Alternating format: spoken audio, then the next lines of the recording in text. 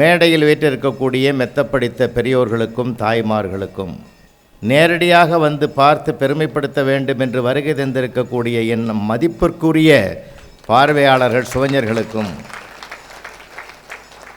மிகுந்த நன்றி கலந்த வணக்கத்தோடு என்னுடைய வாழ்த்துக்களையும் தெரிவிப்பதிலே மகிழ்ச்சி அடைகிறேன். 1971 ஆல் இண்டியா ரேடியோவில் போயிட்டு நான் ஒரு முதியோர் கல்வி பற்றி பேச போனேன். அந்த ஸ்டுடியோவுக்குள்ளே அங்கே போங்க சார், நாங்கள் போய் உக்காந்த மைக்கெல்லாம் செட் பண்ணியாச்சு, எல்லாம் முடிஞ்சது. அந்த ப்ரோக்ராம் டைரக்டர் என்ன பண்ணார், வெளியில் கண்ணாடிக்கு வெளியில் நின்றுட்டு இப்படின்னாரு. நான் எழுந்து வெளியே வந்துட்டேன். அவர் கேட்டார், ஏன் சார் வெளியே வந்தீங்கன்னார். நீங்கள் தானே கூப்பிட்டீங்கன்னு. அப்படின்னா ஆரம்பிங்கன்னு அர்த்தம் சார், ஏன்னா நான் சொல்கிறது உங்களுக்கு காதில் விழாது, அதனால் கண்ணாடிக்கு வெளியில் கை சைகை தான் காட்ட முடியும்னார். அப்போ கை சைகைக்கும் ஒரு மொழி இருக்கிறதுன்றது அப்போ தான் நான் கற்றுக்கிட்டேன். ஒரு திருவிழான்னா ஊரில் நிறைய நடக்கும், வருஷம் நடக்கும். அது ஆடி மாதம்னாலே பெருவிழா நடக்கும். விழுப்புரம் மாவட்டம் பனமலைப்பேட்டை என்ற கிராமத்தில் தான் நான் பிறந்து வளர்ந்தேன். எங்கள் ஊர்லலாம் பாஞ்சாலியம்மன் கோயிலில் பக்கத்தில் திருவிழா நடந்ததுன்னா எங்கள் பகுதியெல்லாம் அதிகமாக விற்கிறது இந்த வீட்டு பொருளில் தான் அதிகமாக விற்கும். ஜனங்கள்லாம் போகும்போது சட்டி, பானை, பாத்திரம் வைங்க, மத்து, இந்த வீட்டுக்கு என்னென்ன அடிப்படை தேவையோ அதெல்லாம் வாங்கி போவாங்க. ஆனால் இப்பொழுது தான் மக்கள் புத்தக திருவிழாவிலே வந்து புத்தகங்களை வாங்கி செல்லுகிற ஒரு அழகு தமிழ்நாட்டிலே மிக சிறப்பாக நடைபெற்று கொண்டிருக்கிறது அங்கங்கே. இன்றைக்கு எனக்கு கொடுத்துருக்கிற தலைப்பு கற்றுக்கொண்டே இரு. ஒரு பெண்ணையோ ஒரு ஆணையோ உலகத்துக்கு உருவாக்கி தருவது 2 அறை, ஒன்று கருவறை, இன்னொன்று வகுப்பறை. கருவறையிலே அம்மா அப்பா, வகுப்பறையிலே ஆசிரியர். அதனால்தான் மாதா பிதா குரு தெய்வம் என்று சொன்னார்கள். ஆனால் இன்றைக்கி 2 இடமும் சரியாக கற்றுக் கொடுக்குதான், அது வேறு கேள்வி. எந்த குழந்தையும் நல்ல குழந்தை தான் மண்ணில் பிறக்கையிலே அவன் நல்லவனாவதும் தீயவனாவதும் அன்னை வளர்ப்பினிலேன்னா. அம்மா தான் சார் நமக்கு முதல் தெய்வம், முதல் வழிகாட்டி அவள் தான். அவள் நல்லது சொல்லிக் கொடுத்தா நல்லது போவோம், கெட்டது சொல்லிக் கொடுத்தா கெட்டது போகும். ஞாயிற்றுக்கிழமை காலையில் கீரை கட்டை வாங்கி வச்சுக்கிட்டு அந்த அம்மா ஆஞ்சிக்கிட்டே பையன் பக்கத்தில் 4ஆம் கிளாஸ் படிக்கிற பையனை உட்கார வச்சு கேள்வி கேட்குது. நான் பாட்டின அம்மா வேலையை பார்த்துக்கினே உன்னை கேட்கணும்டா, பதில் சொல்லு. 4 4 எத்தனை? 10. ஏன்டா உங்கள் ஒப்ப நாட்டமே பேசுகிற? அந்த ஆள் எங்கேயோ உட்காந்துங்கிறான். இந்த மாதிரி நேரத்தில் தான் அவரை திட்ட முடியும். வாழ்க்கை ஒரு ரசனையானது. அப்போது மறுபடியும் கேட்குறான், அம்மா விரல விட்டு என்ன அம்மா எப்படி என்னாலும் 10 தாமா வருது, ஏண்டா என்னை படுத்துகிற? இந்த பார், நான் உன்னை படுத்தலை, 4 நாளாக உன்னை வாட்ச் பண்ணுறேன். கூட நிறைய கீரை கட்டு வச்சிக்கின்னு ஒரு அம்மா வருது, இறக்கி 1/2 மணி நேரம் உயர வாங்கி பேசுகிற. 10 ரூபா சொன்ன கட்டை 2 ரூபா குறைச்சி 8க்கு வாங்குற. உருளைக்கிழங்கு ஒரு நாள் 20 ரூபா சொல்லிச்சு, 2 ரூபா குறைச்சி 18க்கு வாங்குற. நீ எப்போ வாங்கினாலும் அந்த அம்மாக்கிட்ட 2 ரூபா குறைச்சி தான் வாங்குற. இப்போ 4 4 8ன்னு சொன்னால் நீ 2 குறைச்சா ஆன்சர் தப்பாகிடும். அதனால தான் நான் முன்னெச்சரிக்கையாக 4 4 10ன்னு நீ இப்போ 2 குறைப்ப, 8ன்னு கரெக்ட் ஆன்சர் வந்துடும். அந்த அம்மா நினச்சா, அடாடா ஒரு ஞான முருகனை பெற்றுட்டுமே, தந்தைக்கு உபதேசித்த சுவாமிமலை முருகனை நமக்கு பிள்ளையாக பிறந்துக்கிறான். நான் அவனுக்கு சொன்னது போய எனக்கு அவன் சொல்கிற அளவுக்கு அவன் ஞானம் இருக்குதேன்னு அம்மா தன்னை திருத்தி கொண்டாள் என்றால் இந்த உரையாடல் இல்லைன்னா அது வருமா?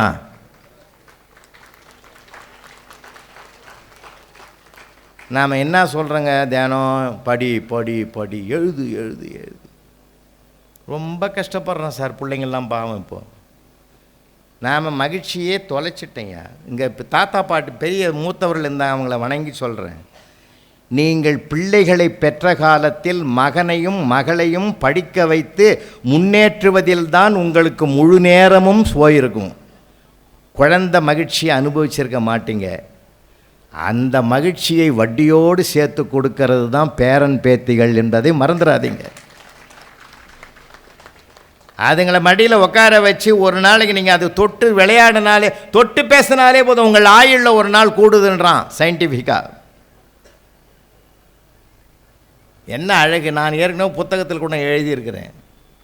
ஒரு பெண் குழந்தைய தாத்தா கூட்டியும் போகிறாரு, 3rd ஸ்டாண்டர்ட் படிக்குது. அது புக்கு பேக்கை வச்சுக்குது, லஞ்சு பேக்கை வச்சுக்குது, வாட்டர் பாட்டிலை வச்சுக்குது, ஷூ போட்டுங்குது. அது என்னமோ மலையாடுற மாதிரி போகுது.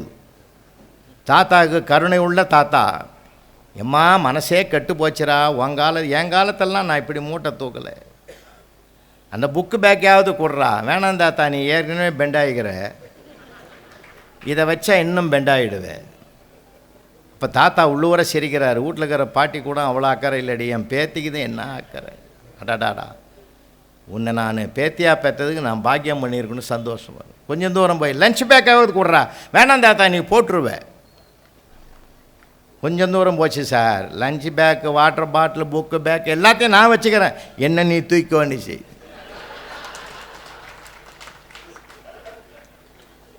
நான் என்ன கேட்குறேன், சீரியலில் மூழ்கி கிடக்கிற இந்த சமுதாயம் இந்த நிஜ சீரியலை இழந்து விட்டதே என்பது தான் என் ஆதங்கம். இல்லை, ரொம்ப வருத்தமாக இருக்குது சார். ஆனாலும் எங்கள் வீட்டம்மா மேலே எனக்கு ஒரு பெரிய பக்தியே வந்துடுது சார். மரியாதை கூடி போச்சு. இப்போது இந்த கொரோனா காலத்தில் நம்மலாம் சும்மா தானே இருந்தோம். தெரிஞ்சோ தெரியாமலோ நேரம் போகிறதுக்கு சீரியல், நான் டெய்லி சாயந்தரம் இந்த 7 மணிக்கு ஒரு சீரியல் போடுவான். அந்த சீரியலை தொடர்ந்து பார்த்தேன் சார். ஏன்னா வேறு பொழுதுபோக்கு இல்லை. அந்தம்மா கலெக்டருக்கு படிக்கும், பரீட்சை எது போவோம், முகமூடி போட்டவங்கெல்லாம் தூக்கி போடுவான். அதுவே ஒரு வருஷத்துக்கு அப்படியே ஆடி அந்த கதையை வளர்த்து அது பரீட்சை ஏதாவதுமே போய் இருந்தது. நான் போய் படுத்தா எனக்கு தூக்கம் வராது, அதையே மூழ்கிடுவேன். இந்த அம்மா எப்போ தான் பரீட்சை எழுதும், ஏன் இந்த மாதிரி கடவுள் சோதிக்கிறான் அப்படிலாம் நினச்சிருந்தேன். அப்புறம் தான் எங்கள் வீட்டம்மா மேலே மரியாதை வந்து கூடினதுக்கு என்ன காரணம் தெரியுமா, ஒரு சீரியலே நம்மளை தூங்க விடாமல் வச்சுருக்குது. அவள் டெய்லி 7-8 சீரியலை தனித்தனியாக ஜீ தமிழ்லேயும் விஜயிலையும் சன் டிவிலையும் பார்த்து மாறி மாறி பார்த்து, இவன் தான் நம்ம வீட்டுக்காரன்னு கரெக்டாக ஞாபகம் வச்சு எனக்கு சோறு போடுறா பார்த்தீங்களா. அதுதான் நான் நினச்சிப்பேன். நீங்கள் தப்பாக நினைக்காதீங்க சார், விளையாட்டுக்கு சொல்லலை. ஆணுக்கு அறிவு ஜாஸ்தி, பெண்ணுக்கு ஞானம் ஜாஸ்தி. நிஜமாக சொல்கிறேன். நீங்கள் ப்ராக்டிக்கலாக பாருங்கள், ப்ராக்டிக்கலாக பாருங்கள். இப்போ நீங்கள் அதுக்கு ஒரு உதாரணமாக நான் சொல்கிறேன். 120 ஆண்டுகளுக்கு முன்பு அமெரிக்காவில் ஒரு 10 அடுக்கு மாடியில் லிஃப்ட் ஒன்று போட்டாங்க, பொறுத்துனாங்க. அந்த லிஃப்ட்டை தயாரித்தவர் பேர் தான் ஓட்டிஸ், அவர் பேரை அப்படியே வச்சாங்க. அது ஒரு 5-6 வருஷமாக 10 மாடிக்கு ஏறும்போது 5லேருந்து 10 வரைக்கும் லேடிஸ் தான் அதிகமாக ஒர்க் பண்ணுறாங்க. அந்த லிஃப்ட் என்ன பண்ணிச்சு, கால அளவில் ஒர்க் பண்ணலை, கொஞ்சம் பொறுமையாக போய் பொறுமையாக ஒரு 10 நிமிஷம் ஆகுது. எல்லோரும் சலிச்சுக்கிட்டாங்க, இன்னும் இவ்வளோ லேட் ஆகுது, இன்ஜினை மாற்று இல்லைன்னா லிஃப்ட்டை மாற்று. ஆனால் அன்றைக்கி ஓடிஎஸ்க்கு அந்த வருமான தடை ஒரு நெருக்கடி இருந்ததுனால மாற்ற முடியாத சூழ்நிலை. எல்லோரும் போராடுறாங்களேன்னு சொல்லிட்டு என்ன பண்ணார், வருத்தத்தோடு வீட்டில் இருக்கிற போது அந்த அம்மா அவங்க வீட்டம்மா கேட்டுது, அந்த அம்மா வீட்டம்மா கேட்டுது, என்னையா வருத்தமாக இருக்கிற, இந்த மாதிரி இது மாதிரி இந்த இன்ஜினை மாற்ற சொல்கிறாங்க இல்லைன்னா லிஃப்ட்டை மாற்ற சொல்கிறாங்க, எனக்கு வசதி இல்லை. அது எப்படியா விடு, நான் ஒரு யோசனை சொல்கிறேன். 4க்கு 4 உயரத்தில் ஒரு கண்ணாடியை வாங்கி லிஃப்ட்டுக்குள்ளே வை, ஒரு பக்கமாக நடக்கிறத பாரு.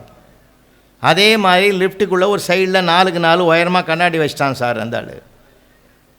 ஒரு 10 நாள் போச்சு, எல்லா பெண்களும் சொன்னாங்க லிஃப்ட்டு சூப்பராக ஒர்க் ஆகுது, எதையும் மாற்றாதீங்கன்ட்டாங்க சார். ஏன்னா எல்லாம் அவசரத்தில் ஓடியாருது வேலைக்கு. அந்த 10 நிமிஷத்தில் இது ஸ்லோவாக போகும்போது எல்லாம் மேக்கப் பண்ணிக்குது, தன்னை அலங்காரம் பண்ணிக்குது சார். அதுக்கு ஒரு வசதியாக போச்சு. அதனால் இதை மாற்ற வேணான்னு நான் என்ன கேட்குறேன், அந்த அறிவுக்கு கிடைக்காத ஒரு செய்தி அந்த ஞானத்துக்கு கிடைச்சது பார்த்தீங்களா. அது சின்னதாக பெருசான்றது நமக்கு யோசனை இல்லை. அது சின்னதாக இருந்தாலும் பெருசாக இருந்தாலும் ஞானம் வேறு, அறிவு வேறு, ஞானம் வேறு. ஞானமும் கல்வியும் நயத்தல் அரிதுன்னு ஔவையார். புத்தகங்களை படித்து படித்து அதிலிருந்து இருக்கிற புதைபொருள்களை கையில் எடுத்துக்கொண்டு ஞானத்தை வளர்த்து கொள்ளணும். நம்மெல்லாம் பெருமையாக சொல்லுவோம், எங்கள் தாத்தா சொன்னார், எங்கள் பாட்டி சொன்னாங்க, எங்கள் அப்பா சொன்னார், எங்கள் அம்மா சொன்னாங்க அப்படின்னு வாழ்க்கையில் ஒவ்வொரு அனுபவ முத்திரைகளிலும் அவருடைய பெயரை திரும்ப திரும்ப சொல்லுவோம். ஆமாம், இன்றைய தலைமுறையினர் நாளைக்கு அப்படி சொல்லுவார்களா என்பது கேள்விக்குறியாக இருக்கிறது. நம்ம எப்படி யூனிஃபார்ம் போடணும், எப்படி ஷூ போடணும், எப்படி சாக்ஸ் போடணும், எப்படி சாப்பிடணும், எப்படிலாம் படிக்கணும் எல்லாத்தையும் சொல்லித்தரேன் சார். மனதை எப்படி வச்சுருக்கணும்னு இந்த பிள்ளைகளுக்கு நம்ம சொல்லிக் கொடுக்க மறந்தனால்தான் ஒவ்வொரு தோல்வியும் கண்டு அவன் தோழ்ந்து விடுகிறான். நிறைய பேசணும் பிள்ளைகள் இடத்துல. அதுதான் மிகச்சிறந்த கல்வி. புத்தக படிப்பு என்பது ஒரு அறிவு வெளிச்சத்தை தருவதற்கு ஒரு கருவியாக பயன்படுமே தவிர அது முழுமையாக பயன்படுமான்னு எனக்கு தெரியல. அதுக்கு தான் புத்தக திருவிழா வைக்கிறாங்க. படிக்கிற புத்தகம் போதும்னு நினைக்கிறான். +2 வரைக்கும் படித்து காலேஜில் போய் படித்து அந்த அதில் இருக்கிற செய்திகளை சுமந்துக்கிட்டு போகிறது தான் வாழ்க்கைன்னு நினைக்கிறான். அது அல்ல. எல்கேஜியில் ப்ரீகேஜியில் இருந்து கல்லூரி படிப்பு முடிகிற வரையில், முதுகலை மேலும் ஆய்வு பட்டம் பெறுகிற வரையில் படிக்கிற புத்தகங்களையும் தாண்டி பல அறிஞர்கள் எழுதிய புத்தகங்களை வாங்கி படிப்பதற்கு முயற்சி செய்தால் வாழ்க்கையிலே நமக்கு தெரிஞ்சது கொஞ்சம்தான்ற ஒரு உணர்வு தானாகவே வரும். இந்த இந்திய திருநாட்டில் 2 பேர் தான் சார் பெரிய சிறப்புக்குரியவர்கள். மூதறிஞர் ராஜாஜி அவர்கள்தான் முதலாக ஒரு வீட்டுக்குள்ள புத்தகங்கள் இருக்க வேண்டும் என்று ஒரு நூலகத்தை வீட்டுக்குள் கொண்டு வந்தவர் மூதறிஞர் ராஜாஜி. ஆனால் தான் படித்த, தான் வாங்குகிற புத்தகங்களை எல்லாம் சேமித்து வைப்பதற்கு தன் வீட்டுக்கு பக்கத்தில் அதற்கு நிகரான இன்னொரு வீட்டை கட்டி அத்தனை புத்தகங்களையும் சேர்த்து பெரிய லைப்ரரியை உருவாக்கியவர் அண்ணல் அம்பேத்கர் அவர்கள். அவர் ஒரு வீட்டையே கட்டினார். பேரறிஞர் அண்ணா அவர்களும் அண்ணல் அம்பேத்கர் அவர்களும் அந்த வட மாநிலத்திலே அவர், தென் மாநிலத்திலே இவர் என்றால் இவர்கள் போகிற லைப்ரரி நூலகத்துக்குள்ளே போன பிற்பாடு படிக்க ஆரம்பிச்சிட்டாங்கன்னா அவங்க எப்போ வெளியில் வராங்களோ அதுக்கு பிறகு தான் நூலகத்தை மூடுவார்களாம். எவ்வளவு ஆழ்ந்த சிந்தனை! பேரறிஞர் அண்ணாவை போல இருமொழி புலமை யாருக்கு உண்டு? படித்தது போதும்னு அவர் நிறுத்தலை, படிச்சுக்கிட்டே இருந்தார் சார், படிச்சுக்கிட்டே இருந்தார். தத்துவமேதை டி.கே. சீனிவாசன் அவர்களும் பேரறிஞர் அண்ணா அவர்களும் தேர்தலுக்காக போடிநாயக்கனூருக்கு போயிட்டுருக்காங்க. அங்கே போகிறதுக்கு முன்னாடி ஒரு 3 கிலோமீட்டர் முன்னாடியே அப்போ பஸ்ஸில் போனாங்க 2 பேரும். பஸ்ஸு பிரேக் டவுன் ஆகி போச்சு, 2 பேரும் இறங்கிட்டாங்க. அண்ணா வருத்தப்பட்டார். ஐயோ, நமக்காக கூட்டம் காத்திருக்கமே, நம்ம என்ன ஆக போகுது ஏதாக போகுது, பஸ்ஸு போகலையேன்னு நினச்சார். அப்போது ஒரு மாட்டு வண்டி அந்த போடிநாயக்கனூர் பக்கமாக போகுது சார். தத்துவமேதை டி.கே. சீனிவாசன் ஓடி போய் மாட்டு வண்டிக்காரர்கிட்ட, ஐயா எங்கள் 2 பேரையும் கூட்டிகிட்டு போகிறீங்களா, அங்கே மக்கள் காத்திருப்பாங்க ஐயா, அவர் முதல்ல போகணும் ஐயா. அந்த வண்டிக்காரன் சொன்னான், அவர் என்ன பெரிய அண்ணாதுரை, அவருக்காக கூட்டம் காத்துக்குதுன்னு சொல்கிற? நிஜமாலுமே அண்ணாதுரை அவர் தான் யா, அண்ணாதுரை. அப்போல்லாம் ஊடகங்கள் கிடையாது, ஒளிப்பதிவு கிடையாது. அந்த பாமர மனிதனுக்கும் இவர்தான் தெய்வம் அண்ணா. ஆனால் அண்ணான்றது தெரியும், அண்ணாவினுடைய சொல் போய் சேர்ந்திருக்கிறது, அண்ணாவின் உருவம் போய் சேரவில்லை. எப்படிப்பட்ட ஒரு கால சூழ்நிலையிலெல்லாம் அவங்க கடந்து உண்மையிலேயே அந்த மாபெரும் பேரறிஞர் உலகத்தில் எத்தனையோ தலைவர்களை ஈர்த்தவர். அது மாதிரி பெருந்தலைவர் காமராஜர், அவர் படிக்காத மேதை, ஆனால் அவர்களை நன்றாக படித்தால் பல மேதைகள் உருவாகலாம். அவ்வளவு பெரிய மாபெரும் மனிதர் சார். அவர் மாதிரிலாம் அவர் வாழ்க்கை வரலாறுலாம் படிச்சிங்கன்னா மெய் சிலுத்து போயிடும். நாம் எல்லாம் நினைக்கிறோம், எல்லாம் போதும்னு நினைக்கிறோம், பெரிய ஆளுன்னு நினைக்கிறோம். சில நேரங்களில் நமக்கு எவ்வளோ பெரிய சர்க்கிள் வரும்னு யாருக்கும் தெரியாது. டால்ஸ்டாய் மிகப்பெரிய உலக அறிஞர், எழுத்தாளர். அந்த டால்ஸ்டாய் ஒரு பார்க்கில் உட்காந்துங்கிறார். எவ்வளோ பெரிய மேதை. அப்போது ஒரு 10 வயசு பொண்ணு ஓடியாந்து டால்ஸ்டாய்க்கு பார்த்து, தாத்தா தாத்தா நம்ம 2 பேரும் விளையாடலாமா? 1 மணி நேரம் அங்கே விளையாடினாங்க சார் 2 பேரும். தாத்தா நான் மணி ஆயிடுச்சு, நான் வீட்டுக்கு போகிறேன். அப்போ அந்த பொண்ணுக்கிட்ட சொன்னார் டால்ஸ்டாய், உன் பேர் என்னாமான்னாரு. மேரின்னுச்சு. வீட்டுக்கு போனதும் அம்மா கிட்ட சொல்லுமா, நான் டால்ஸ்டாய் தாத்தாவோட விளையாடினேன் 1 மணி நேரம்னு போய் சொல்லு. ஏன்னா அவருக்கு ஒரு பெருமிதம். ஓ, டால்ஸ்டாய் கூடயா நீ விளையாடினேன்னு அம்மா ஆச்சரியப்படுவாங்கன்னு நினச்சி டால்ஸ்டாய் கூட 1 மணி நேரம் விளையாடினேன்னு போய் சொல்லு. அந்த பொண்ணு சொல்லிச்சு, நீ கூட வீட்டுக்கு போனதும் உங்கள் அம்மா கிட்ட சொல்லு, மேரியோட 1 மணி நேரம் விளையாடணுன்னு சொல்லு. அப்போ தான் டால்ஸ்டாய் நினச்சாராம், நான் எவ்வளோ பெரிய உயரத்தில் இருக்கிறேன்னு நினச்சேன், அத்தனையும் தவிடு பொடியாக்கிட்டு அந்த பொண்ணு. ஏன்னா அந்த குழந்தைக்கு உயர்வு அவங்க அம்மா, உனக்கு உயர்வு உங்கள் அம்மா. அந்த பரிமாற்றம் இருக்கிறதே, அது எந்த புத்தகத்திலையும் எழுதி வைக்காத ஒன்று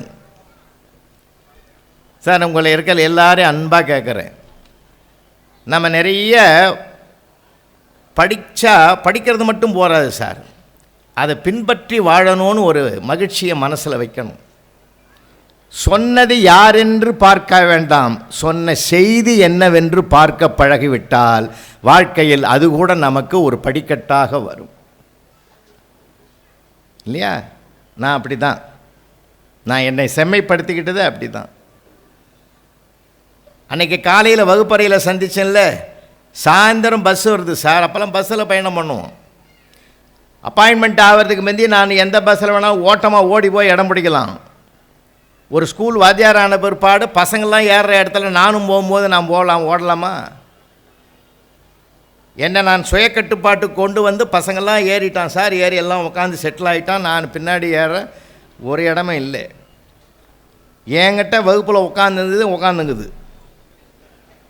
வேறு ஒரு ஸ்கூல் பையன் ஏற்கனவே ஏறி உட்காந்துவன், அவனுக்கு அவன் இடம் பிடிச்சி கொடுத்தான், அவன் போய் உட்காந்துட்டான், அவன் பக்கத்தில் இருக்கிறான். பின்னாடி நான் நிற்கிறேன். ஏன் உங்கள் வகுப்பில் இந்த பையன் சொல்கிறான், அவங்ககிட்ட பார்த்து பின்னாடி நிற்கிறாரு, அவர் யார் தெரியுமாடா? எங்கள் தமிழையா புதுசாக வந்துக்கிறாரு, நல்ல மனுஷன்டா அவர். அடப்பாவி, அவரை உட்கார வச்சுட்டு நீ நிற்கணும் இல்லையா? ஏண்டா அப்படி தெரியாதவனா நான்? காலையில் வகுப்பில் என்னமா சொன்னார் தெரியுமா? அவன் சொந்த காலில் நிற்கணும்னு சொன்னார் சார். அதை மீறலாமாடா நானுன்னா சார் அவன். இதுவும் என் காதில் விழுது. அப்போ தான் நான் நினச்சிக்கினேன், நாம் ஒன்று நினச்சி சொன்னால் உலகம் ஒன்று நினைக்கும் அப்படின்ற ஒரு பெரிய படிப்பனை சார். நீங்கள் எல்லார்கிட்டையும் பேசணும். இப்போ பேச்சு குறைஞ்சி போச்சே. இப்போ நமக்கு அவசியமாக இதை சொல்ல வேண்டிய அவசியம் இருக்குதே. வீட்டில் இருக்கிறவங்கள பார்க்க மறந்து, வீட்டில் இருக்கிறவங்ககிட்ட பேச மறந்து, உலகத்தில் இருக்கிற அத்தனை பேரும் தொடர்பு கொள்ளுகிற ஒரு தொடர்பு கருவியில் போய் மாட்டிக்கிட்டு இருக்கிறோம் சார். நம்ம பேசுவது குறைந்ததுனால்தான் இன்றைக்கி படிப்பனைகள் கூட, வாழ்வியல் படிப்பனைகள் போயிடுச்சு. எனக்கு இன்னொரு கேள்வி உண்டுது. வாழ்க்கைக்கு கற்றுக்கொண்டோம், வாழ்வதற்கு நாம் கற்றுக்கொண்டோமா? அப்படி வாழ்வதற்கு கற்றுக்கொண்டிருந்தால் ஏன் சார் 1000 ஒவ்வொரு டிஸ்ட்ரிக்ட்லேயும் 1000 விவாகரத்து கேஸ் வருதான் ஒவ்வொரு மாதத்துக்கும்? வரலாமா சார்? இது நம்ம நாட்டில் வரலாமா? இது வெளிநாட்டில் நடந்தால் நமக்கு ஆச்சரியமாக இருந்தது. எப்படி இந்த முன்னோர்கள் வாழ்ந்த வாழ்க்கையை நாம் இன்னும் கற்கவில்லை. அது என்னமோ அந்த முன்னாடி நடந்ததுன்னு நினைக்கிறோம். இல்லை, ஒரு கல்யாண மண்டபத்தில் வாசலில் உறவுகள் நிற்கும் சார். அது என்னமா வாய் நிறைய கூப்பிடுவாங்க, வாங்க பெரியப்பா, வாங்க சித்தப்பா, வாங்க அத்தை அப்படின்னு உரிமை கொண்டாடி கூப்பிடுவாங்க. இன்னைக்கு யாரும் காணும். ஒரே ஒரு பொம்மை கும்பிட்டும் கிடக்குது. அது வர்றவனை கும்பிடுதா, போகிறவனை கும்பிடுதா? எனக்கு போன கல்யாண மண்டபத்தில் பார்த்தா அது மண்டபத்து ஓனர் ரூமையே பார்த்து கும்பிட்டுங்குது. இந்த ஆள் தான் நம்ம டெய்லி தொடச்சி வைக்கிறான். அதை விட பெரிய காமெடி, ராத்திரி 11:30 மணிக்கு மாப்பிள்ளையை பார்த்துட்டு கீழே இறங்குறான். கீழே உட்காந்துன்னு ஒருத்தன் 1 மணி நேரமாக உங்கள்கிட்ட ஃபோன் நம்பர் கேட்குறேன், கொடுக்க மாட்டேன்றேன்றான். அவன் எந்த நிலைமையில் இருக்கிறான்னு கொஞ்சம் பாருங்கள் இல்லையா? நீங்கள் நம்ம உலகத்தையே பார்க்க மறந்துட்டோம் சார். இப்போ அதை விட பெரிய காமெடி, ஒரே தகராறு சார். மாப்பிள்ளை கிட்ட போய் ஒருத்தன் தகராறு பண்ணுறான். என்னம்மாவியா இங்கே கூப்பிடியா என் மாப்பிள்ளையா? அவன் யாரையா? எங்கள் அண்ணன் புள்ள தான், அவன் அவன் அண்ணன் வந்து என் அண்ணன் வெங்கடாச்சலம், நான் தியாகராஜன்.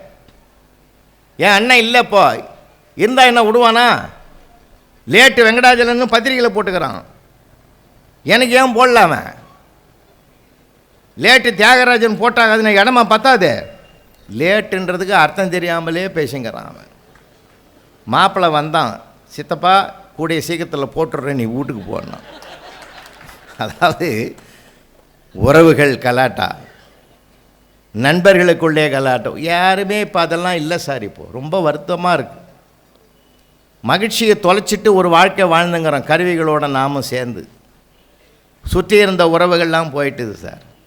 பேசினா தானே சார் பல மகிழ்ச்சிக்குரிய விஷயங்கள் நமக்கு கிடைக்கும்.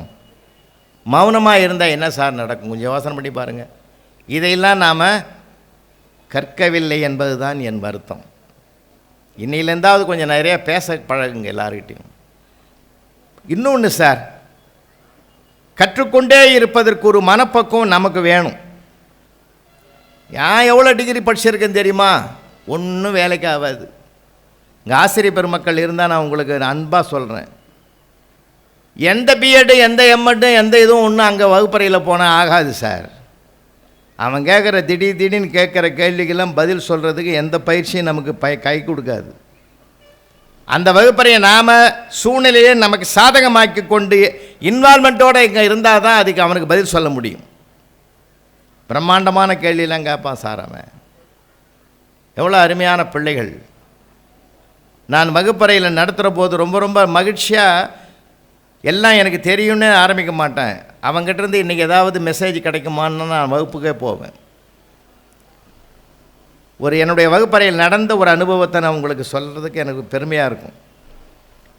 ஈரோடில் போயிட்டு, ஈரோடு பக்கத்தில் சித்தோடில் மகாபாரதம் சொற்பொழிவு 5 நாள், மறக்க முடியாத சொற்பொழிவு அது. ஏன்னா ஒவ்வொரு மேடை எங்களுக்கு ஒரு கற்றுக் கொடுக்கும் ஒன்று. அதில் ஒரு நம்ம திலகவதி மாதிரி ஒரு நடுத்தரமான ஒரு பொண்ணு பெரிய அம்மாவை அழைச்சிக்கிட்டு வந்து முன் வரிசையில் உட்காரும். 1.5 மணி நேரம் 2 மணி நேரம் என்னுடைய ஸ்பீச்சை கேட்பாங்க.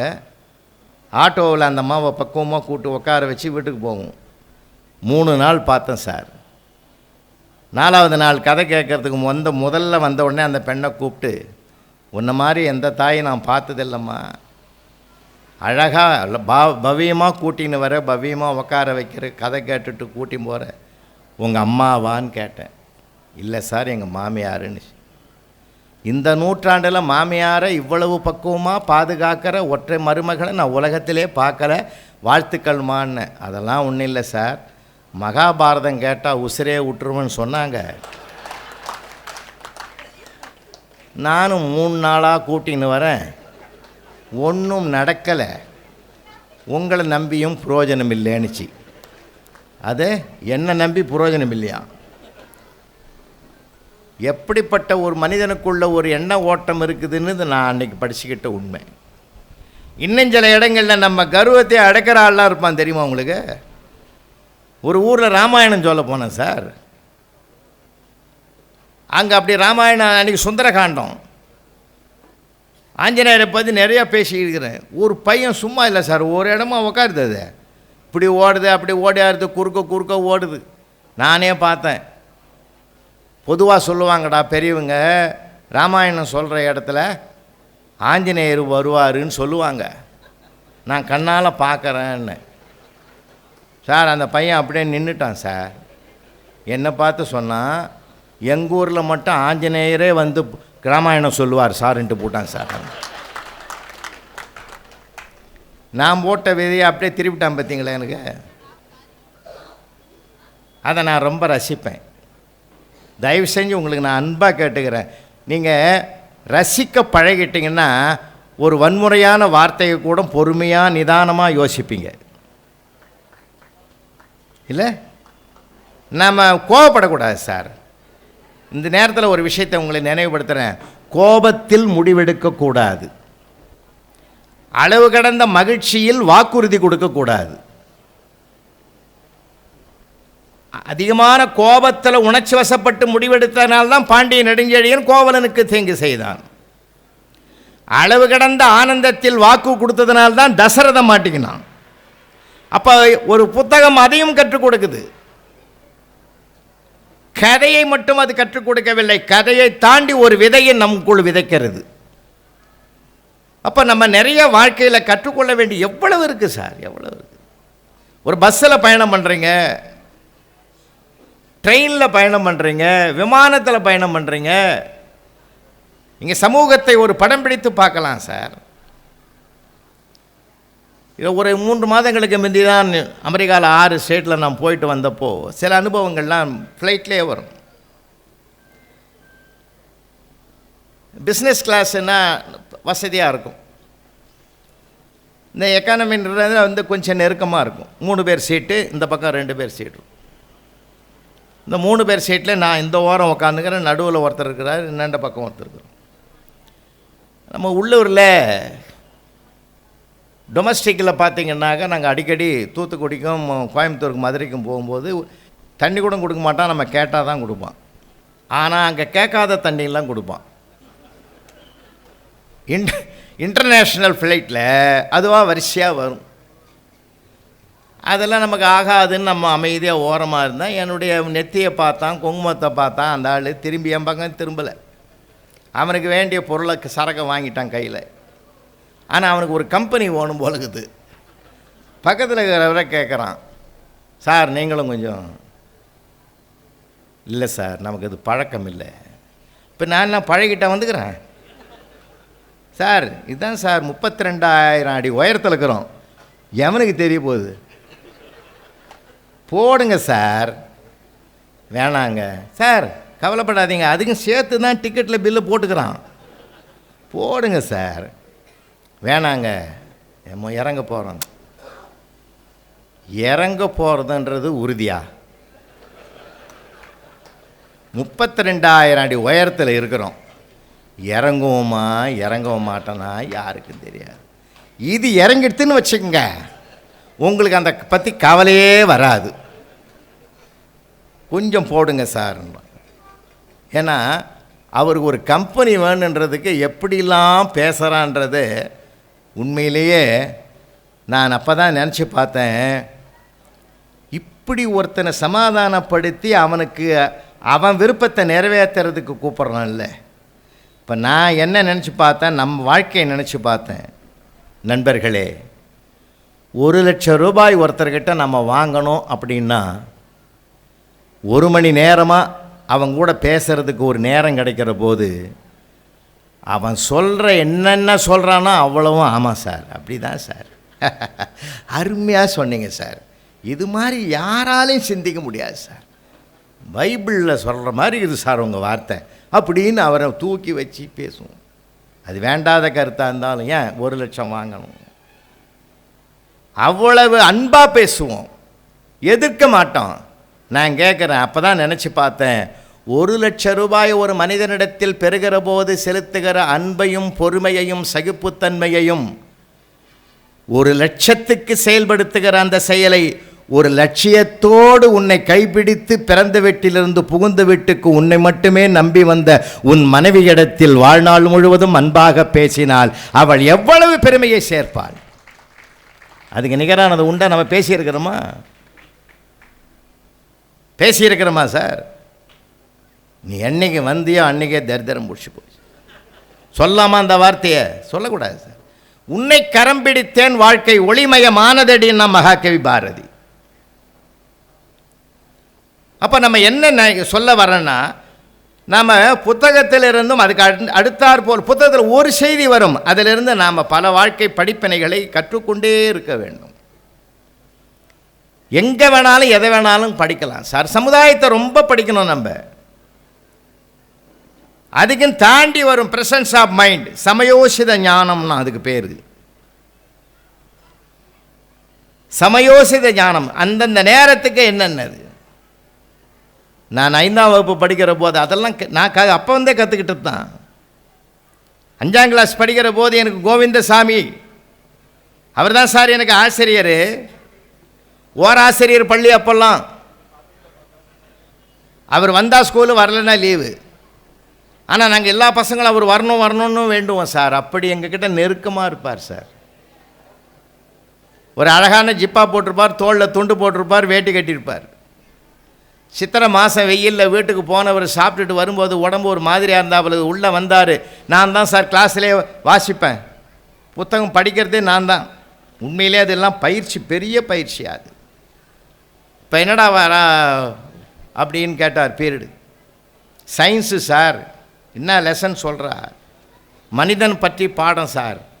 அதை எடுத்து படிச்சுன்னுறா, உடம்பு ஒரு மாதிரி ஆகுது, உள்ளே போய் கொஞ்சம் 5 நிமிஷம் ரெஸ்ட் எடுத்துகிட்டு வரும். உள்ளே போனார் சார். அப்போல்லாம் வசதி இல்லை, ஓட்ட பெஞ்சு. அந்த பெஞ்சில் சட்டையை அவுத்துட்டு ஓரமாக மாட்டிட்டு பனியனை அவுத்துட்டு கட்டின 4 மணி வேஸ்ட்டோட கட்டை பெஞ்சில் படுத்துருந்தார். திடீர்னு வாசலில் ஜீப்பு சத்தம். நாம் படிச்சுங்கிற மனிதனை பற்றி மும்முரமாக படிக்கிறேன், எல்லாம் கேட்டுங்கிறான். வாசலில் ஜீப்பு சத்தம். எப்பயுமே அந்த ஜீப்பு சத்தம் கேட்டாக்கா டெப்டி இன்ஸ்பெக்டர் ஒருத்தர் தான் வருவார் எஜுகேஷன் டிபார்ட்மெண்ட்லேருந்து. எங்கள் ஐயா அந்த சத்தம் கேட்ட உடனே எழுந்துட்டார். எழுந்து அப்படியே வந்து எங்கள் முன்னாடி நின்னார் சார். எங்களுக்கெல்லாம் பகின்னு ஆகி போச்சு. சட்டையும் காணோம், மணியனும் காணோம், அப்படியே நிற்கிறாரு. டெப்டி இன்ஸ்பெக்டர் வலது காலை உள்ளே வைக்கிறாரு. எங்கள் ஐயா அவரை பார்க்கவே இல்லை சார், எங்களை பார்த்து நடத்தினார். இது விலா எலும்பு.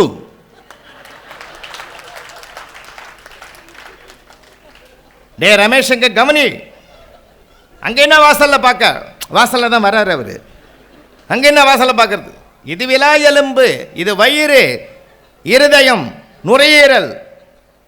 அப்படியே ரிவர்ஸில் போட்டார் சார் டெப்டி இன்ஸ்பெக்டரு. ரிவர்ஸில் போய் ஜீப்பில் உட்காந்து கண்ணு கலங்குது. டிரைவர் கேட்குறாரு, என்ன சார் ஆச்சு, ஏதாவது பிரச்சனையா? அந்த தெய்வத்தை கூப்பிடு. எங்கள் ஐயா கூப்பிட்டாங்கன்னு உடனே ஒன்றுமே தெரியாத மாதிரி போனார் சார். அவர் சொன்னார், 15 வருஷமாக டெப்டி இன்ஸ்பெக்டராக இருக்கிற ஐயா, எத்தனையோ ஸ்கூலுக்கு இன்ஸ்பெக்ஷனுக்கு போயிருக்கேன், உன்னை போல் ஒரு மகானை பார்த்ததே. பையனை கூப்பிட்டு சட்டையை அவுத்து பாடம் நடத்த வேண்டிய ஒரு ஆள் ஓன் சட்டையும் பனினை அவுத்துட்டு நடத்தின பற்றியா? இந்த வருஷம் அவார்டே உனக்கு தான் யா, போ.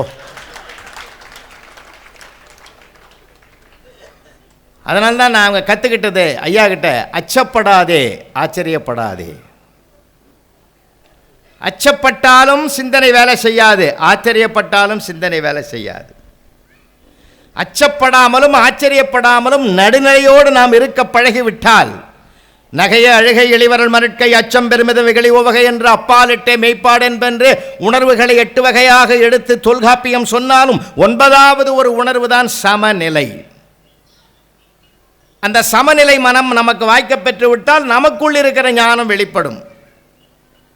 அதுக்கு தான் பிரசன்ஸ் ஆஃப் சமயோசித ஞானம்னு பேர். ஐயோ டெப்டி இன்ஸ்பெக்டர் வந்துட்டாருன்னு பயந்துருந்தாருன்னா இந்த யோசனை வந்திருக்குமா அவருக்கு? பயந்தா போச்சு சார். ஒரு ஆள் டாக்டர்கிட்ட வந்தான், என்ன பிரச்சனைனாரு? என் ஒய்ஃபு சுட்ட முறுக்க சாப்பிட்டேன் சார், ஒரு பல்லு வந்து போச்சேன்னா, பல்லு உடஞ்சிடுச்சேன்னா. சாப்பிட முடியாதுன்னு சொல்ல வேண்டியதானே? மொத்த பல்லும் உடஞ்சிடும் சார். அவன் கஷ்டம் அவனுக்கு தெரியும். பயந்தா அப்படி தான் போவோம். பாரதி சொன்னான், பயமெனும் பேய்தனை கொல்வோம்னா சார், பயமெனும் பேய்தனை கொல்வோம். அதனால் பெண்களுக்கு அதிகமாக இருக்கிறது ஞானம், ஆணுக்கு அதிகமாக இருப்பது அறிவு. அதனால்தான் அவங்க கிட்ட சில குடும்பங்கள் நல்ல சிறப்பாக நடக்கணும்னா அவங்க ஆலோசனை வேணும். சில விதிவிலக்கும் இருக்குது, அதையும் தெரிஞ்சுக்கணும். சில விதிவிலக்கும் இருக்குது. 999 முறை ஒரு மின் விளக்கை கண்டுபிடிப்பதற்கு போராடி முயற்சி பண்ணார் எடிசன். அந்த கதை உங்களுக்கு வரலாறு தெரியும், கதையில் வரலாறு அது. அப்போ கூட நிருபர் கேட்டாங்க, 999 முறை தோல்வி கண்டீர்கள்? இல்லை, முயற்சி செய்தேன். முயற்சி வேறு, தோல்வி வேறு. முயற்சி செய்தேன். முயற்சிகள் தோற்கலாம், முயற்சிக்க தோற்கக்கூடாது. அப்படியானால் 1000வது முறை அந்த மின்விளக்கு எரிந்தது. எந்த மனுஷனுக்கும் முதல் வெற்றியை, என்னங்கய்யா எல்லா தொழிலதிபர்லாம் இருக்கிறீங்க ஐயா, நம்ம சாஃப்ட்வேர் இன்ஜினியர் சிஓவாக இருந்தவர் வந்திருக்கிறார். எல்லாருக்குமே நான் சொல்கிறேன். வாழ்க்கையில் அந்த மகிழ்ச்சியை வெற்றியை யார்கிட்ட முதல்ல சொல்லுவான்? ஒய்ஃப் கிட்ட தான் போய் சொல்லுவான். எடிசன் மட்டும் விதிவிலக்கா? அவன் ஒய்ஃபு தூங்கிங்குது, போய் தட்டி எழுப்பினார். ஹாய், நான் கண்டுபிடிச்ச பல்பு எரியுது பார். சரி, அணைச்சிட்டு படுத்துக்கோன்னு. அந்த ஆளுக்கு எப்படி நொந்து போயிருப்போம், கொஞ்சம் யோசனை பண்ணி பாருங்க. சில விதிவிலக்குகளும் உண்டு. அன்பும் மரணம் உடைத்தாயின் இல்வாழ்க்கை பண்பும் பயனும் அது என்ன இல்லைங்களா? அன்பும் மரணம் உடைத்தாயின் இல்வாழ்க்கை பண்பும் பயனும் அது என்ன? அன்புன்னா மனைவி, அறம்னா கணவன். பயன் எது? பண்புள்ள பிள்ளைகள்.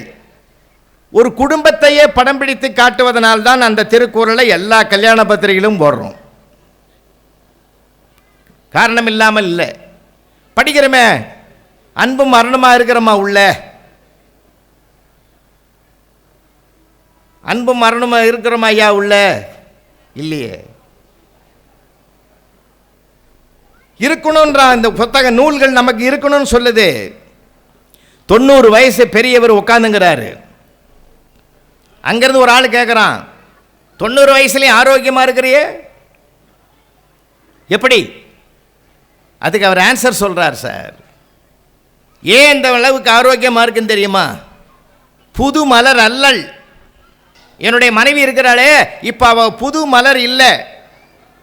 எப்படி இருக்கா தெரியுமா? காய்ந்த புற்கட்டு. கல்யாணம் ஆன புதுசா அவள் புது மலர், அன்று பூத்த மலர் போல் இருந்தாள். இப்போ பச்சை புல் கூட இல்லை, காய்ந்த புற்கட்டு, வாடி வதங்கிய மேனி, காய்ந்த புற்கட்டாக இருக்கிறாள். சதிராடும் நடையல்லல். அங்க நடந்து வந்தா டங்கு டங்குன்னு வச்சு வடப்பா பூமியை அதிரும்.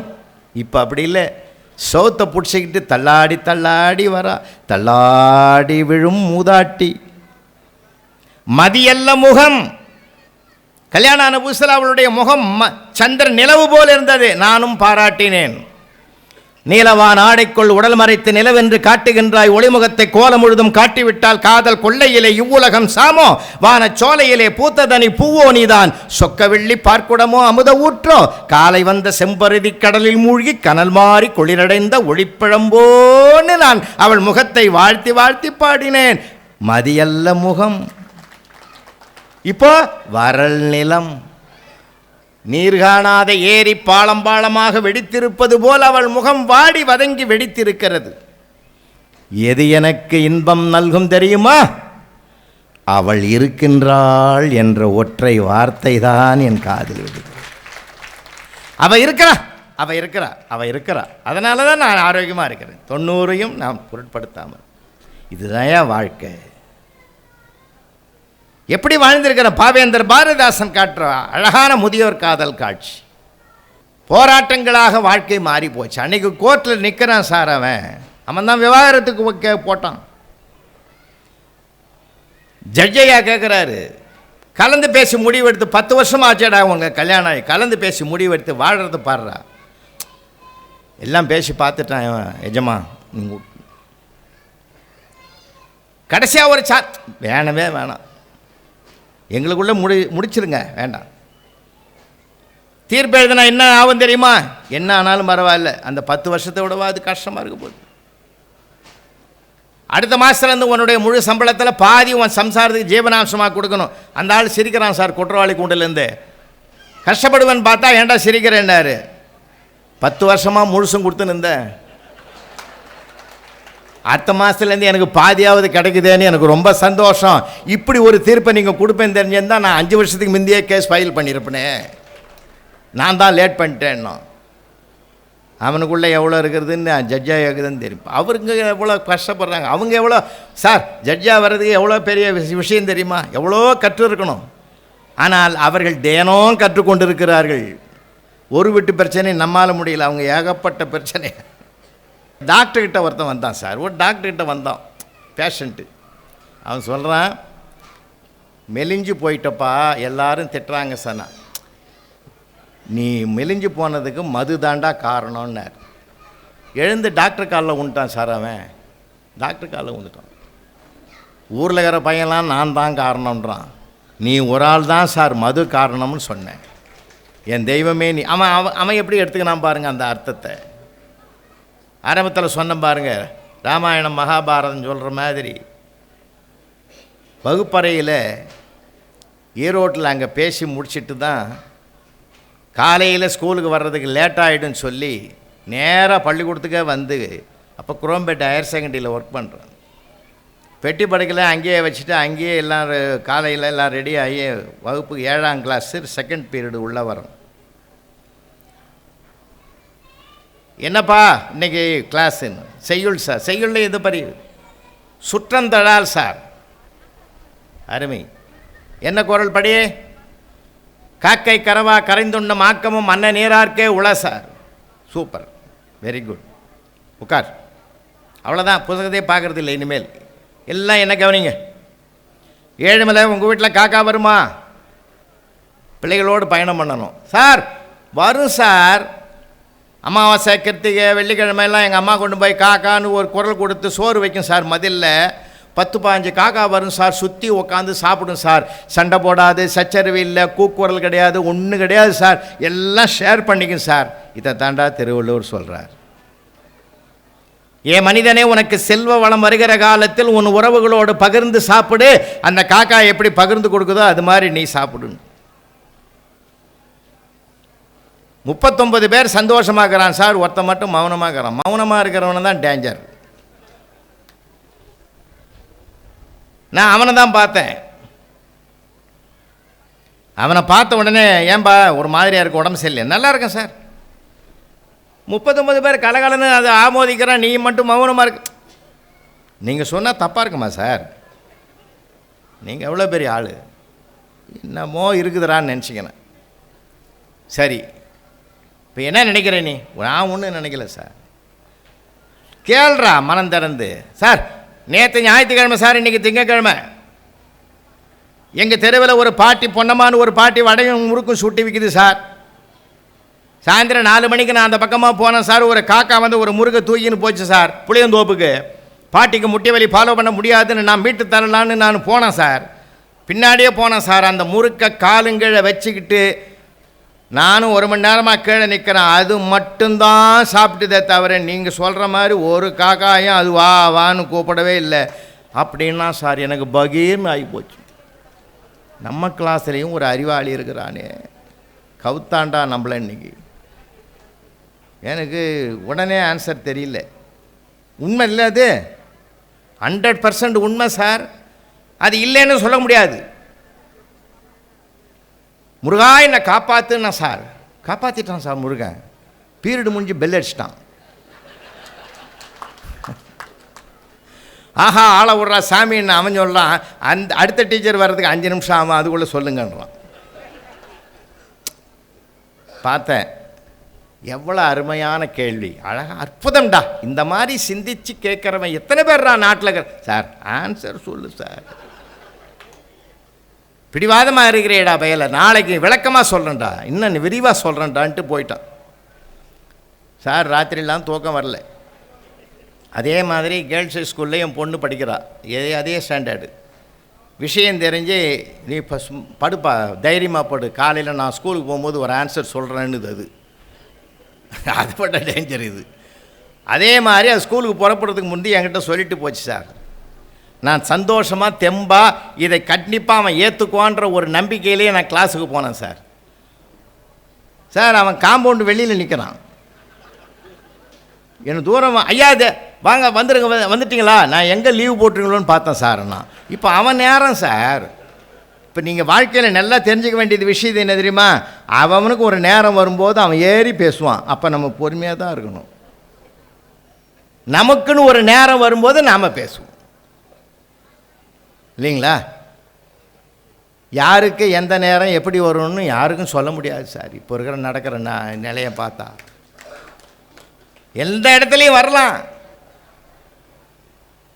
கேட்குறவங்களே சொல்கிற இடத்துக்கு வரலாம், சொல்கிறவங்களே கேட்குற இடத்துக்கு வரலாம். மாறும் நேரம் என்பது சில நேரங்களில் அப்படித்தான் வரும். இப்போ அவன் நேரம் சார், அவன் பேசுகிறாங்க, வந்துட்டிங்களா சார், எங்கே லீவ் போட்டிங்களா, போடா போடா உள்ளே வரேன். கிளாஸில் போகிறேன், எல்லாரும் ஐயா ஐயா நேற்று கேட்ட கேள்விக்கு ஆன்சர் சொல்ல போகிறாரா அவனே. முதல் வேலை நான் என்ன பண்ணேன் தெரியுமா, எல்லாரும் அவனுக்கு ஒரு கைத்தட்டல் கொடுங்கடான்னு. யார் ஒருவருடைய செயல் சரி என்று முதலில் நாம் ஏற்றுக்கொள்ளுகிறோமோ, பிறகு நாம் எதை சொன்னாலும் அவர்கள் ஏற்றுக்கொள்ள தயாராகி விடுவார்கள். எதிர்த்தாதான் சார் வாக்குவாதங்கள் பிரச்சனைகள் வளரும். எங்கள் வீட்டம்மா கூட தான் சொல்லிச்சு, எங்கள் அம்மா வீட்டுக்கு நான் போகிறேன், போ இன்னும் அரை மணி நேரத்தில் பஸ் வரும், போனா சார், போய் 2.5 மணி நேரத்தில் திரும்பி வீட்டுக்கு வந்துட்டான். என்ன உங்ககிட்ட கோஷிக்கணும், நான் எங்கள் அம்மா வீட்டுக்கு போனேன், எங்கள் அம்மா அவங்க அம்மா கிட்ட போச்சுன்னு அவங்க அம்மா வீட்டுக்கு போட்டாங்கண்ணா. இது வாழ்க்கையில் நடக்கிறது அது.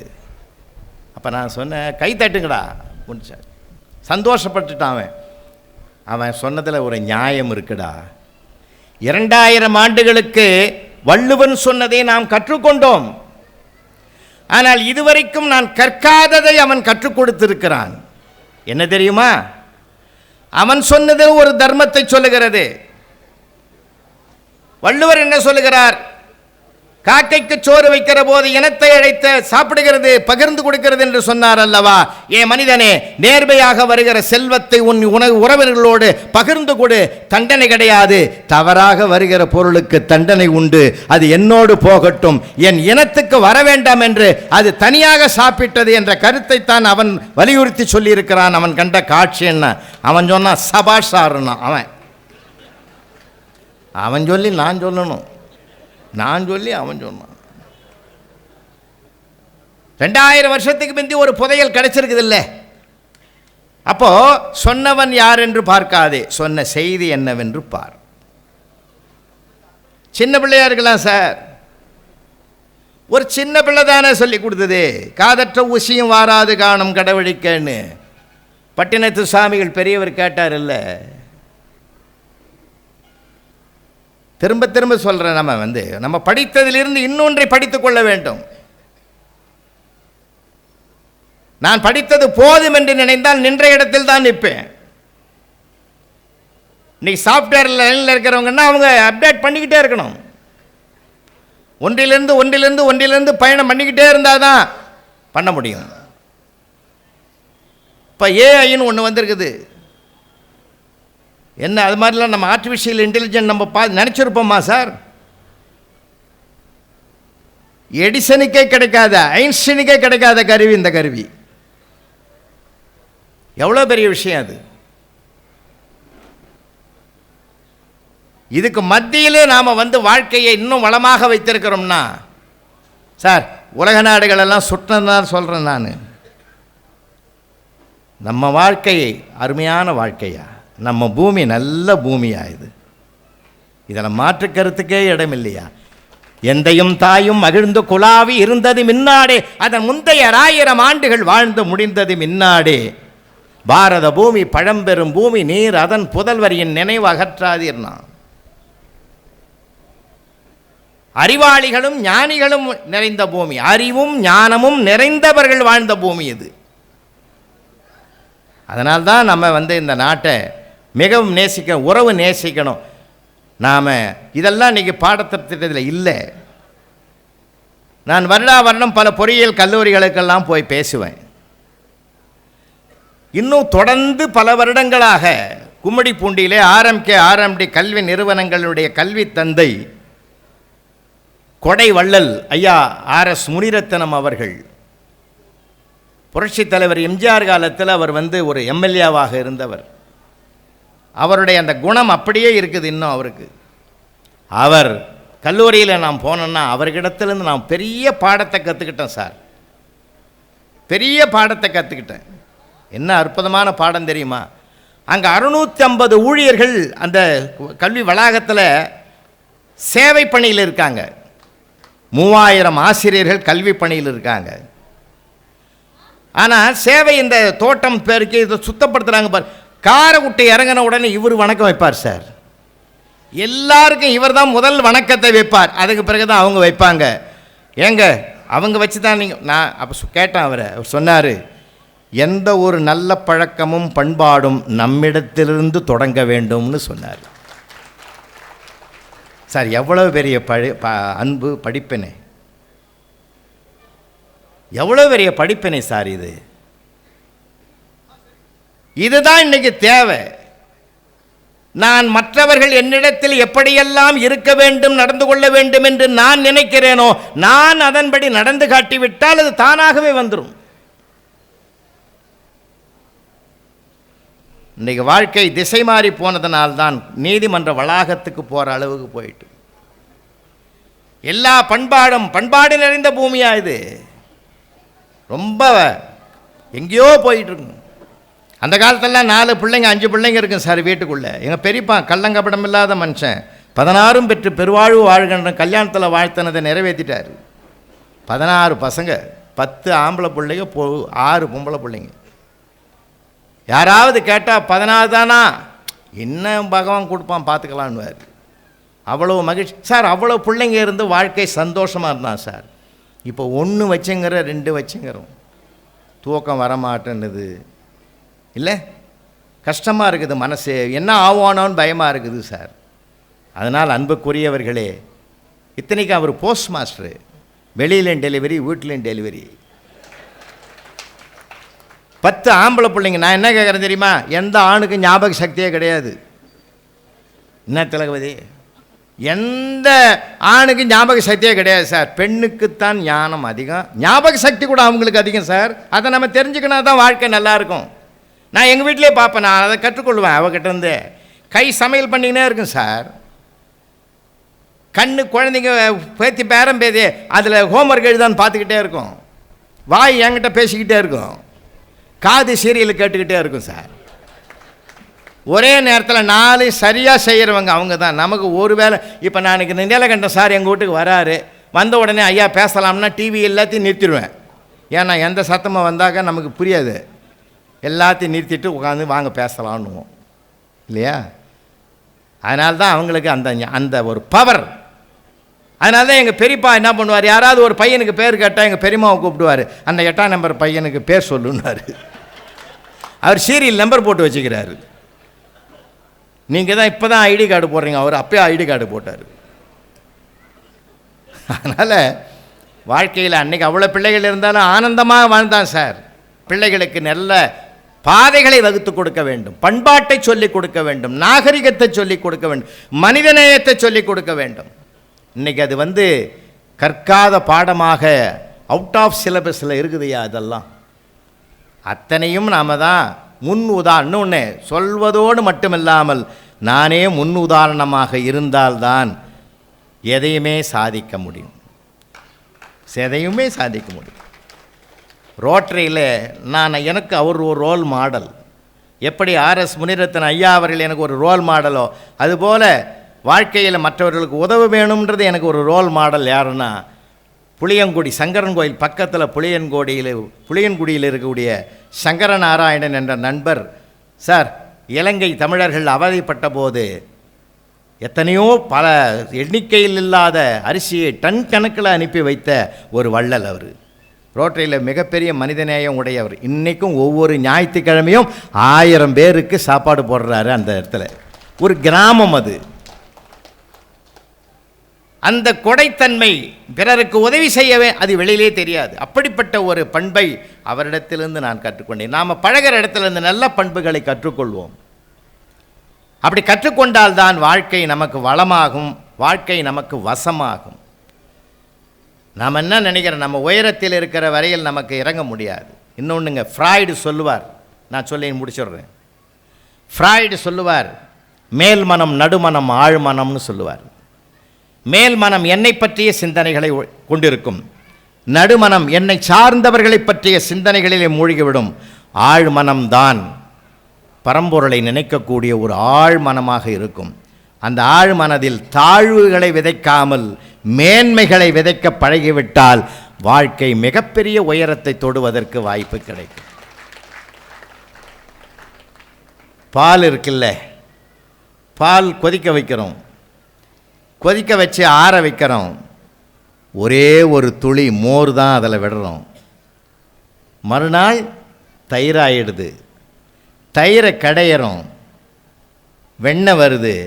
வெண்ணெயை உருக்கிறோம், மணமுள்ள நெய் வருகிறது. அந்த பாலுக்குள் தான் மணமுள்ள நெய் மறைந்திருக்கிறதென்றால் இந்த மனதிற்குள் மனம் பரப்புகிற வாழ்க்கை வாசனையெல்லாம் அடங்கி இருக்கிறது. மனம் பாலுக்கு சமமானால் அதிலே ஒரு துளி மோரை விடுவது போல ஒன்று இரண்டு நல்ல எண்ணங்களை விட்டால் உண்மையான வாழ்க்கை நாமும் வாழ்ந்து அடுத்தவர்களையும் வாழ வைக்கக்கூடிய நல்ல மனமுள்ள அற்புதங்கள் நம்முடைய மனதிலே உருவாகும். மனம்தான் மனிதனை தீர்மானிக்கிறது. அந்த மனம் பணத்தை சம்பாதிக்கிற கல்வியைத்தான் இன்றைக்கு கற்கிறது. பிறருடைய மனதையும் சம்பாதிக்கிற கல்வியை மேலும் மேலும் நான் கற்றுக்கொண்டே இருக்க வேண்டும். தேனாம்பேட்டை சிக்னலில் அன்னைக்கு பார்க்குறேன், காரில் ஓரமாக நின்றுன்னு பார்க்குறேன் என்ன தான் நடக்குதுன்னு. அங்கே இந்த சிக்னலில் நிற்கும்போது பார்த்துக்கிறீங்களா, நிறைய பேர் காரெல்லாம் பொறுமையாக இருக்கும். இந்த டூ வீலர் ஸ்கூட்டர் தான் ரேஸ் பண்ணினே இருப்பான். ட்ரு சத்தமாக போட்டால் அவன் என்னமோ சிக்னல் விழுந்துடுற மாதிரி ட்ருன்னு இருப்பான். அந்த எல்லோ வந்தால் பச்சைன்னு ஒன்று வச்சுக்கிறான், எல்லோன்னு வச்சுக்கிறான், ரெட்டுன்னு வச்சுக்கிறான், நில் கவனி செல்லுன்னு அதையும் எழுதி வச்சுக்கிறான். நம்மால் எதையும் பார்க்க மாட்டான். அந்த மஞ்சள் வந்த உடனே அப்படியே தூக்கிடுவான் சில பேர். அடுத்தது க்ரீன் தானே வரப்போகுதுன்னு. அப்படி தான் சார் ஒருத்தன் உள்ளே போயிட்டான். க்ரீன் வந்து எல்லோ போட்டதுமே க்ரீன் வரப்போகுதுன்னு டக்குன்னு தூக்கிட்டான் ஸ்கூட்டை வண்டியை. அவன் போனான்னா நமக்கெல்லாம் ஒரு பண்பு உண்டு தெரியுமா அவனுக்கு, யார் முதல்ல எழுந்திருக்கணும் நாமளும் எழுந்துருவோம். நமக்கு ஒரு தைரியம், அவன் நம்மளுக்கு ஒரு ஆள் இருக்கிறான்னு. அப்புறமா அந்த அவனை நம்பி 4 பேர் பின்னாடி போயிட்டான் சார். பின்னாடி பார்த்த 4 பேரையும் அங்கே பிடிச்சிட்டாங்க சார்.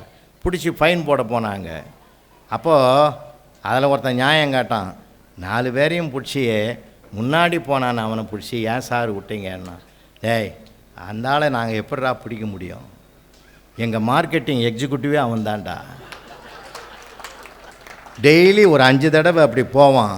அவனை நம்பி 4 பேராக போவான். எங்களுக்கு கேஸ் பிடிக்கிறவனே அவன்தான்டா. அவன் எப்படா நாங்கள் இது பண்ண முடியும்னா. அதனால் அன்புக்குரியவர்களே, நம்ம சுற்றி இருக்கிற உலகம் நாம் நினைத்தது போல் இருக்கக்கூடிய வாய்ப்பு இல்லை. நாம் நினைத்தது போல் இருக்கிற உறவு அம்மா, அப்பா, தாத்தா, பாட்டி, மனைவி, மக்கள். நம்முடைய உயர்வையெல்லாம் பாராட்டுகிறவர்களோடு பழகுங்கள். அடுத்த படிக்கட்டில் கால் வைப்பதற்கு ஊக்க சக்தியையும் உற்சாகத்தையும் அவர்கள் கொடுப்பார்கள். வாழ்க்கை துணையாக வந்த பெண்ணை அன்பாக பேசுங்கள், அரவணைத்து போங்க. அவள்தான் உங்கள் வாழ்க்கையின் ஆதாரம். நாமெல்லாம் வெளியில் தெரிகிற மரம், வெளியில் தெரிகிற கிளைகள், வெளியில் தெரிகிற பூக்கள், வெளியில் தெரிகிற காய்கள், வெளியில் தெரிகிற கனிகள், வெளியில் தெரியாத வேர்கள்தான் நம் வீட்டு பெண்கள் என்பதனாலே தாயை வணங்கு, தாரத்தை மதி, அவர்களையும் உங்கள் அன்புக்கு பாத்திரமாக எடுத்துக்கொள்ளுங்கள். நேசியுங்கள், புத்தகத்தை வாசியுங்கள். மேலும் மேலும் அனுபவத்தை மூச்சால் இழுத்து அனுபவமாக்கிக் கொள்ளுங்கள். உணர்வில் கலங்கள், உயர்ந்த வாழ்க்கை அமையும். நன்றி.